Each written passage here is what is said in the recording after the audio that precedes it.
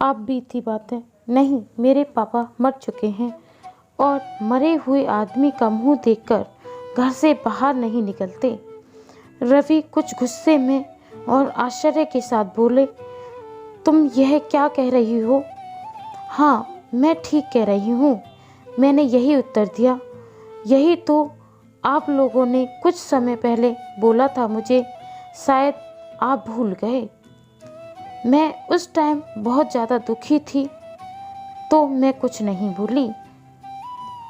रवि आज बहुत गंभीरता से सोच रहे हैं और वो बहुत नमी में हैं, क्योंकि महीने भर पहले ही उनकी माँ का देहांत हुआ था।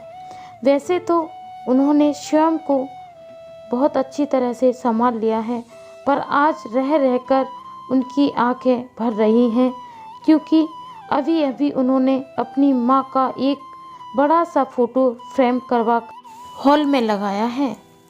मैं बार बार उनको दिलासा दे रही थी, रवि कभी अपनी माँ की बातें याद करते तो कभी जीवन मरण की बातें याद करते।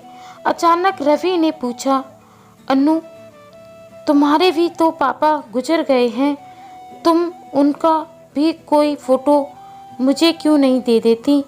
मैं उसे फ्रेम करवाकर यहीं टंगवा देता हूँ। मेरा लहजा अचानक बदल गया और मुझे पिछली बातें याद आ गईं। मैं काफ़ी लहजा से बोली, नहीं, मेरे पापा मर चुके हैं और मरे हुए आदमी का मुंह देखकर घर से बाहर नहीं जाया जाता। रवि को गुस्सा आया और आश्चर्य से बोला, यह तुम क्या कह रही हो? हाँ, मैं ठीक कह रही हूँ, मैंने यही बोला। यही तो आप सबने बोला था, शायद आप भूल चुके हैं, पर मुझे सब कुछ याद है। मेरी आंखों के सामने 2 साल पहले का मंजर सामने आ गया।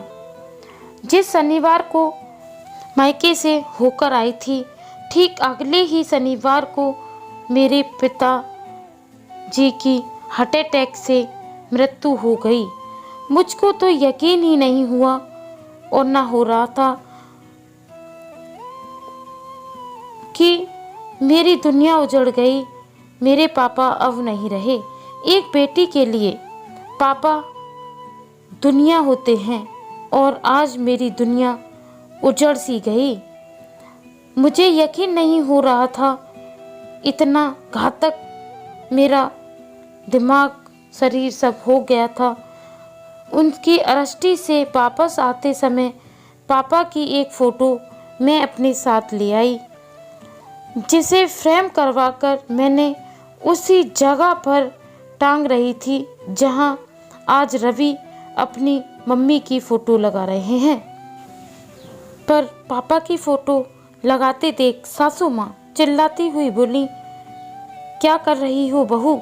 आते जाते मरे हुए आदमी का मुंह देखकर घर से बाहर नहीं जाना चाहिए, ये मत टांगो।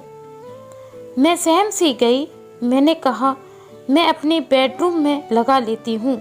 सासू माँ, नहीं, सोते उठते ही समय पहले ही मेरे ही मरे हुए लोगों का दर्शन करना ये शुभ नहीं। सासू माँ ने फिर सख्ती से कहा। मेरे तन बदन में आग सी लग गई।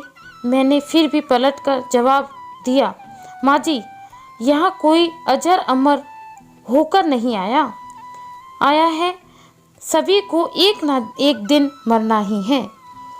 बेटा, माँ से जुबान क्यों लड़ा रही हो? माँ जब कह रही हैं कि यहाँ मत लगाओ। रवि मुझ पर चिल्लाते हुए बोले थे। माता पिता के भक्त बेटे से सही बात पर भी मेरा साथ देना नहीं बना, ना मैंने उम्मीद छोड़ दी। फिर पापा की बातें भी याद आई।